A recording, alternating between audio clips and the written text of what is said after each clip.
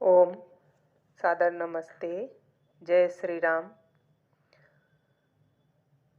मैंने अपने चैनल वसुधा के रंग में जो बुक सीरीज शुरू की है उसका ये सेकंड एपिसोड में डालने जा रही हूँ। और इस एपिसोड के लिए मैंने जो ग्रंथ चुना है, जो पुस्तक चुनी है, उसका नाम है आस्तिकवाद। आज के समय में हम देखते हैं कि साइंस और आस्तिकता को दो अलग अलग विषय समझे जाते हैं। बड़े बड़े पढ़े लिखे लोग, बड़े बड़े पदों पर बैठे हुए लोग, जो भक्ति में भी डूबे हुए दिखते हैं, परंतु यथार्थ से जुड़े हुए प्रश्नों को करने में या उनके उत्तर सुनने से लोग कतराते हैं, बचते हैं। साइंस और आस्तिकवाद, ये दोनों अलग अलग दृष्टि में क्यों हो गए लोगों की, और ये अलग अलग विषय क्यों हो गए, इन दोनों को अलग अलग क्यों रखा जाने लगा। ये ग्रंथ पढ़ने के लिए हर किसी के लिए महत्वपूर्ण है। उन लोगों के लिए भी जो बहुत तर्क करते हैं साइंस को लेकर, धर्म को लेकर,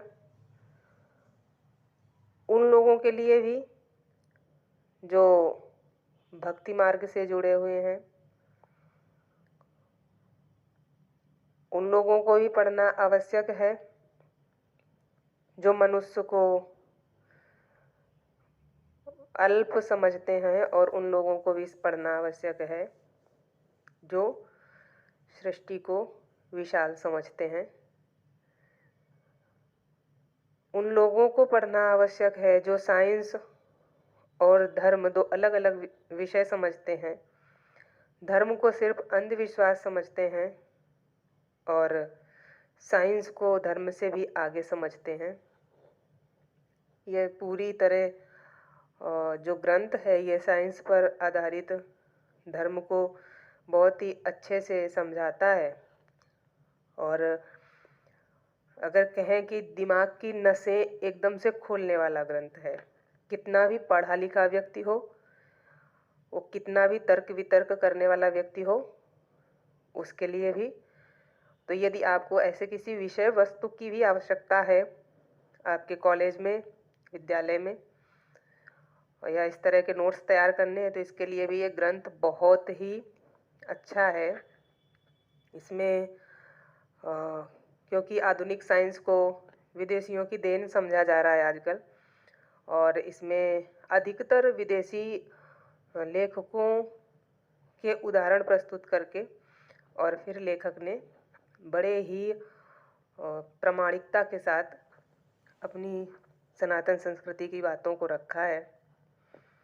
उसकी प्रामाणिकता को कहीं भी काटना असंभव सा लगता है।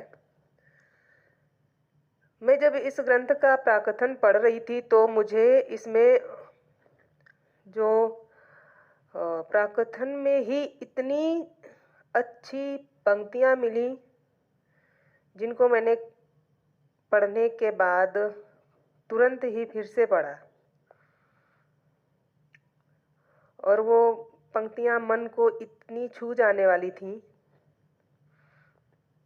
वो पंक्तियाँ इस प्रकार थीं कि जिस प्रभु के रचे हुए जगत में प्रचलित असंख्य नियमों में से कुछ जानकारी प्राप्त कर लेना ही साइंस के बड़े से बड़े आविष्कारों की पराकाष्ठा है, तो फिर इन आविष्कारों पर इतना अभिमान करना उचित है कि जिसके आवेश में आकर जगत के रचयिता को ही भुला दिया जावे। अब इस प्राकथन से बहुत सारी चीज़ें स्पष्ट हो जाती हैं कि जिस साइंस को लेकर लोग कहते हैं कि अरे धर्म तो दिखावा है, धर्म आडंबर है, आस्तिकता दिखावा है, तो क्योंकि आस्तिक लोग ईश्वर को मानते हैं सर्वोपरि और उसकी रची हुई सृष्टि को, और जो साइंस हैं, जो वैज्ञानिक हैं, वो इस सृष्टि में जो वस्तुएं उपस्थित हैं, जो उस ईश्वर द्वारा रची हुई हैं, उन्हीं को पर अन्वेषण करते हैं। कुछ अपना तो बनाते नहीं है। एक फूल पर या पत्ते पर भी अन्वेषण करने के लिए कई व्यक्ति लग जाते हैं, एक व्यक्ति नहीं कर पाता। कोई उसके रंग को चुन लेता है कि मैं इसके रंग पर शोध करूंगा, कोई उसके अंदर कितनी वेन्स हैं, क्या है, उस पर शोध करेगा, कोई उसकी बनावट पर शोध कर रहा है, कोई उसके औषधि गुणों पर शोध कर रहा है। तो ये शोध जो किए जा रहे हैं, ये किस चीज़ पर किए जा रहे हैं? जो पहले से बनी हुई थी, जो उपस्थित थी इस संसार में, उसी पर तो किए जा रहे हैं। वैज्ञानिकों के द्वारा कुछ नया तो नहीं बनाया गया। अब इस शोध को करने के बाद वे कहते हैं कि न्यूटन ने सेब को गिरते देखा पेड़ से और उसने ग्रेविटी की खोज कर ली कि पृथ्वी में तो गुरुत्वाकर्षण है, पृथ्वी हर वस्तु को अपने ऊपर खींचती है, अपने ओर खींचती है। तो क्या जब तक न्यूटन ने ये बात नहीं बताई थी विदेशियों को, तब तक पृथ्वी में गुरुत्वाकर्षण नहीं था? क्या तब कोई चीज़ ऊपर की ओर जाती थी? जाती तो तब भी नीचे की ओर थी गिरने के बाद। तो कुल मिला के जो कार्य हो रहा है उसको उन्होंने दिमाग लगाया कि हाँ ऐसा हो रहा है, लेकिन वो तो पहले से ही हो रहा है। उन्होंने सिर्फ बताया दुनिया को, इसलिए हो रहा है। वो नहीं बताते तो भी हो ही रहा था वो कार्य। जगदीश चंद्र ने खोज की कि पेड़ की जड़ में पानी डालो तो फुनगी तक जाती है। पेड़ के जड़ में पानी डालने से फुनगी तक तो हमेशा जाता था, सदैव जाता था।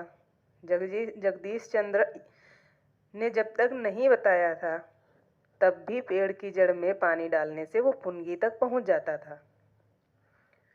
ये कार्य उन्होंने नहीं शुरू किया कि जब उन्होंने पानी डालना शुरू किया तभी वो फुनगी तक जाता है या तभी पेड़ बढ़ना सीखा है।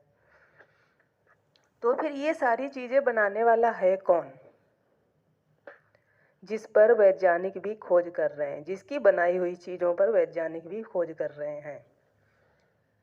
इस सृष्टि में कोई भी चीज है वो बिना बनी हुई नहीं है, बनी हुई है। इस तरह की सारी बातों का, तर्क का, सबका बहुत अच्छा निचोड़ बहुत विस्तारित करके इस ग्रंथ में दिया गया है, जिसे कोई भी नकार नहीं सकता कि नहीं यहाँ पर गलत लिखा है। इस ग्रंथ के द्वारा हमें ये भी समझाया गया है कि साइंस और आस्तिकता को अलग अलग समझने का जो क्रम है, साइंस और आस्तिकता की जो शत्रुता है वो बहुत पुरानी नहीं है। ये क्योंकि हमारी जब संस्कृति नष्ट हुई, आधुनिक साइंस का विकास जो है और जो पुनः साइंस पर कार्य शुरू हुए, ये यूरोप देशों में शुरू हुए, क्योंकि वहाँ पर तो आस्तिकता थी नहीं इस तरह की जो साइंस पर खरी उतरती हो। वहाँ तो अंधविश्वास फैला हुआ था। वहाँ तो मानने वाले अपना जो भगवान मानते हैं वो भी काल्पनिक तरीके से उत्पन्न होता है अपने माँ के गर्भ से। अब वहाँ पर जो पोप कह दे वही सब कुछ फाइनल होता है, पोप की बात को कोई टाल नहीं सकता है। इसलिए वहाँ पर जब कुछ बुद्धिजीवियों ने कार्य करना शुरू किया तो पोप को ऐसा लगा कि हमारी बात मानने वाले लोग कम हो जाएंगे, तो ऐसे लोगों को उन्होंने यातना देना भी शुरू कर दिया, जैसे कि गैलीलियो को यातना दी गई थी जब उसने सौरमंडल के बारे में कुछ चीज़ें बतानी शुरू की, पृथ्वी के बारे में। तो इस तरह जब दो वहाँ ग्रुप हो गए, जैसे एक वैज्ञानिकों का और एक हो गया पोप को मानने वालों का। वैज्ञानिकों को ये लगने लगा कि जो आस्तिकता है वो अंधविश्वास है, वो गलत रास्ते पर ले जाती है, और जो साइंस है वही सब कुछ है। इस तरह उनको ऐसा लगने लगा। परंतु जो हमारी आस्तिकता है, हमारी आस्तिकता तो हमारे ऋषि मुनि इस सृष्टि के क्रम को, इस सृष्टि पर अन्वेषण करने के बाद ही ईश्वर को सिद्ध करते आए हैं। पहले सृष्टि पर अन्वेषण करते थे, उसके बाद में सिद्ध करते थे कोई शक्ति है। जब तक ये होता था तब तक हमारे यहाँ आस्तिकता और साइंस में बैर नहीं था, क्योंकि साइंस इस आस्तिकता का एक हिस्सा मात्र है। लेकिन ये बैर बढ़ता गया, भक्ति काल के बाद बैर और बढ़ता गया, क्योंकि भक्ति काल को फॉलो करने वाले जो आज भी लोग हैं, संतों का फॉलो करने वाले, उन्होंने स्वयं ही अपने इतने भगवान बना लिए, अपने इतने चमत्कार दिखा दिए कि उस पर विश्वास करना मुश्किल होने लगा। और उन्होंने जो अपनी प्रामाणिक साइंस पर आधारित जो आस्तिकता थी उसको मजाक का पात्र बना लिया। ये भी नहीं कहेंगे कि उन्होंने बना लिया, कालचक्र के साथ घटनाएं चलती रहती हैं और ये भी घटनाक्रम का ही हिस्सा है, कुछ नया नहीं है इसमें।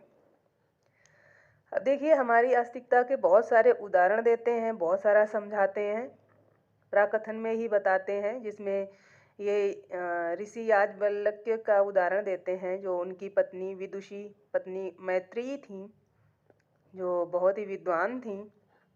हम सब ने उनका नाम सुना है। तो उनको उपदेश देते हुए वो कहते हैं कि समस्त आत्मा पर्यंत जो समस्त जगत का ज्ञान है, उसके 3 साधन उन्होंने बतलाए हैं, दर्शन और श्रवण। दर्शन और श्रवण को कहते हैं साइंस, विज्ञान। मनन, जिसे दर्शन या फिलॉसफी कहते हैं, और निधिध्यासन, अनुभव यानी रियलाइजेशन, जिसका नाम है धर्म।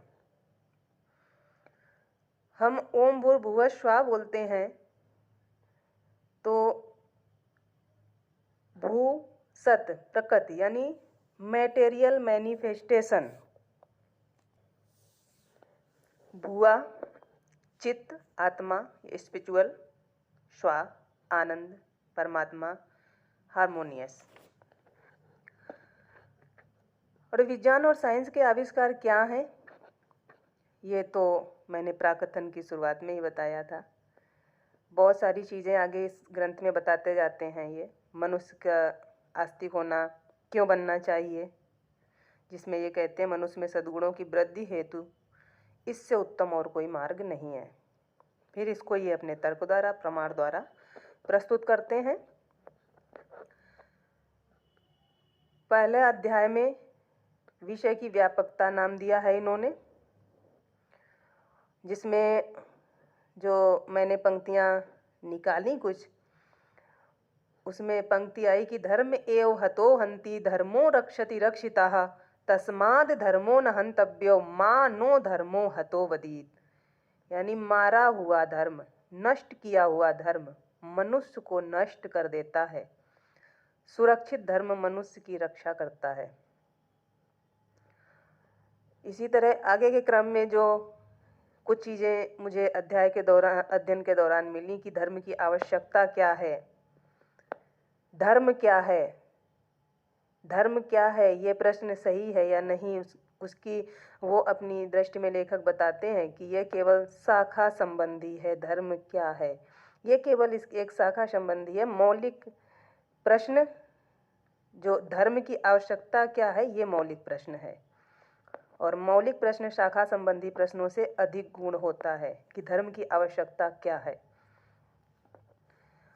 लगातार इन्होंने अंग्रेजी लेखकों के उदाहरण दिए हैं और इसी क्रम में इन्होंने बताया भी है। फ्लिंट नाम के लेखक ने आस्तिकता नामक पुस्तक लिखी है, जिसमें धर्म को विशाल शक्ति का नाम देकर परिभाषित किया है।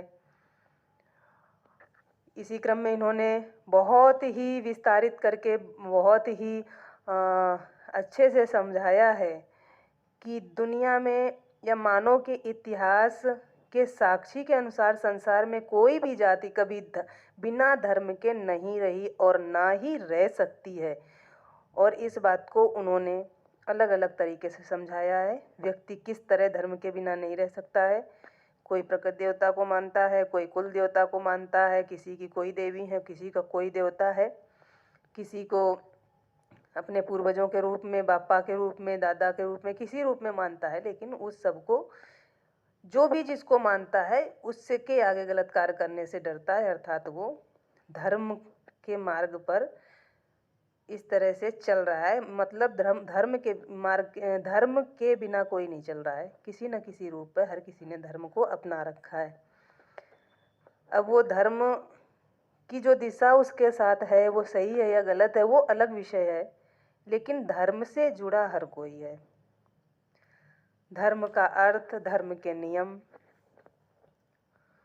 और आस्तिकता अर्थात किसी उच्च शक्ति पर विश्वास संसार में इतना व्यापक हो गया है कि थोड़े से नास्तिकों के व्यापार पर भी वह प्रभाव डाले बिना नहीं रहता।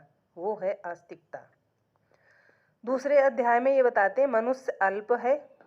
अब मनुष्य अल्प है, इसमें मनुष्यों को मानने में भी बहुत सारों को प्रॉब्लम होगी कि मनुष्य अल्प है। भाई ये चीज़ तो हमें हतोत्साहित करती है, लेकिन वो यहाँ बहुत ही अच्छे से बताते हैं कि मनुष्य कहाँ पर कर सकता है सब कुछ और कहाँ पर अल्प है। और वो ये भी कहते हैं कि जब मनुष्य के हृदय में ये अभिमान हुआ कि समस्त शक्तियाँ मेरी दास हो गईं, तो उन शक्तियों ने ऐसा तमाचा मारा कि इसकी आंखें निकल आईं। इस तरह वो अल्प का अर्थ बहुत ही अच्छे से बताते हैं कई पेज में। तीसरे अध्याय में सृष्टि रचना के बारे में बताते हैं। क्या है सृष्टि रचना? और कुछ पंक्तियां जो मैंने इसमें से निकाली हैं सृष्टि रचना के विषय में कि एक वस्तु दूसरे की अपेक्षा नई है, क्योंकि बनने का काल नियत है। वृक्ष का फूल पत्ते से नए हैं, पत्ता जड़ से नया है। वृक्ष की जड़ उस मिट्टी से नई है जिसमें वो उत्पन्न हुआ है, और मिट्टी उस चट्टान की अपेक्षा नई है जिस पर वह जमी हुई है। यदि किसी से पूछा जाए कि बिना बनी हुई वस्तु कौन सी है, तो वह न बता सकेगा। वे इंद्रियां जिनसे हम ज्ञान प्राप्त करते हैं, वे पदार्थ जितना ज्ञान प्राप्त किया जाता है, वे दोनों बने हुए प्रतीत होते हैं। तो सृष्टि रचना के बारे में बहुत विस्तारित करके विस्तृत रूप से बताते हैं। और मुझे लगता है इस ग्रंथ में इन्होंने कोई ऐसा पॉइंट अधूरा सा नहीं लगता है। बहुत अच्छे से ये सारे विषय पर उन्होंने समझाया है। आगे के अध्याय में सृष्टिकर्ता के बारे में समझाते हैं। सृष्टि में क्या है इस विषय में ये कहते हैं कि सृष्टि में नियमबद्धता है, एकता है, प्रयोजन है तथा विशालता है। और फिर इन सारी बातों को बहुत अच्छे से समझाते हैं। और 5वें अध्याय को इन्होंने साइंस और आस्तिकवाद का नाम दिया है, जिस पर हम काफ़ी देर से लगभग उसी विषय पर मैं चर्चा कर रही थी। साइंस और आस्तिकवाद, दुश्मनी यूरोप की साइंस से शुरू हुई आस्तिकवाद के बीच, उसके पहले नहीं थी। और भक्ति मार्ग, अंधविश्वास, ईश्वर के नए नए नाम, ईश्वर को चमत्कारों से जोड़ देना, जिस कारण हमारी जो आस्तिकता, यथार्थ आस्तिकता थी, वो थोड़ा मजाक का पात्र बन गई और लोगों को ऐसा लगने लगा कि हम मूर्ख हैं। साइंस ज़्यादा आगे हो गई है, आधुनिक साइंस, और हम तो धर्म के नाम पर बेवकूफ़ बन रहे हैं। और कहीं ना कहीं हम बन भी रहे हैं, क्योंकि हम यथार्थ से काफ़ी दूर जा चुके हैं। तो इस अध्याय को पढ़ने में भी बहुत अच्छा लगता है, समझने में। उसके आगे लगातार ये ईश्वर के गुण बताते हैं 6ठे अध्याय में, 7वें में भी और 8वें में भी। 8वें अध्याय में ईश्वर के गुणों में उसकी अनंतता को समझाते हैं। और फिर 10वें में ये शंका का समाधान, शंका समाधान में कई सारे प्रश्न हैं शंकाओं के अंतर्गत, जिस पर ये विस्तृत प्रकाश डालते हैं कि सृष्टि क्रम से ये तो पता चलता है कि इसका बनाने वाला बुद्धिमान है, परंतु इससे ये सिद्ध नहीं होता कि ईश्वर से ही सब पदार्थ की उत्पत्ति हुई है। ये शंका नंबर प्रथम है। फिर इस शंका पर प्रकाश डालते हैं। और दूसरी शंका जो है, स्पेंसर, ल्यूयस तथा टिंडल जो लेखक हैं विदेशी, उनका कहना है कि सृष्टि के कारण को ज्ञानवान नहीं कह सकते, क्योंकि मनुष्य बुद्धि अल्प होने के कारण अनंत को नहीं जान सकता। इस शंका पर विस्तार से प्रकाश डालते हैं लेखक जो हैं इसके। तीसरी शंका मिस्टर जे.एस. मिल से जुड़ी हुई है, तीसरी और चौथी भी। जे.एस. मिल कहते हैं कि सृष्टि में साधनों का विचार और बुद्धिपूर्वक प्रयोग किया जाता है, इसलिए ईश्वर को मानने में असमर्थ हैं। और चौथी शंका भी कि ईश्वर किसी प्रमाण से सिद्ध नहीं होता। और इसमें छठी शंका दे रहे हैं कि वेदांती ईश्वर की सृष्टि से निमित्त कारण नहीं मानते। सातवीं शंका है कि गत अध्यायों में ईश्वर के गुणों का वर्णन है, परंतु ईश्वर को तो निर्गुण माना गया है। अब क्योंकि उपनिषद कहती है निर्गुणः केवलस्य। और उसके आगे की जो शंका है कि हम प्रत्यक्ष देखते हैं कि मनुष्य अपने माँ बाप से उत्पन्न होता है, इससे माँ को जननी और पिता को जनक कहते हैं। फिर ऐसा क्यों माने कि हमको ईश्वर बनाता है। नौवीं शंका है कि ईश्वर यदि बुद्धिमान होता तो मनुष्य की उत्पत्ति की ऐसी भद्दी और पापमय रीति क्यों बनाता। जब स्त्री पुरुष व्यभिचार ना करें तो उन्हें संतान ना हो। और 10वीं शंका में कहते हैं कि कपिल मुनि ने सांख्य दर्शन में स्पष्ट कहा है कि ईश्वर का अस्तित्व सिद्ध नहीं हो सकता। इस तरह की शंकाएं जो रखी गई हैं उसका बहुत ही सुंदर तरीके से समाधान किया गया है इस अध्याय में, इन सारी शंकाओं को। तो इस तरह की कोई भी शंका जो आपके मन में चल रही हो तो उसके समाधान हेतु आप ये 10वां अध्याय अवश्य इसका पढ़ें, आस्तिकवाद ग्रंथ का। आगे 11वें अध्याय में आस्तिकता की उपयोगिता के बारे में बताते हैं कि हमारे जीवन में आस्तिकता की उपयोगिता क्या है।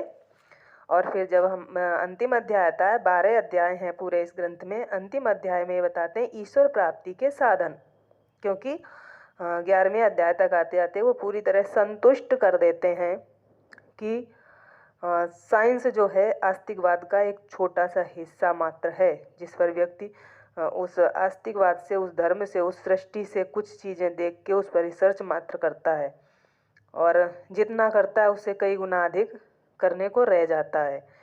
तो क्योंकि वो पूरे प्रकरण में, पूरे ग्रंथ में सारी चीज़ें बता चुके हैं, इसलिए अंतिम ग्रंथ में आकर वो बताते हैं ईश्वर प्राप्ति के साधन।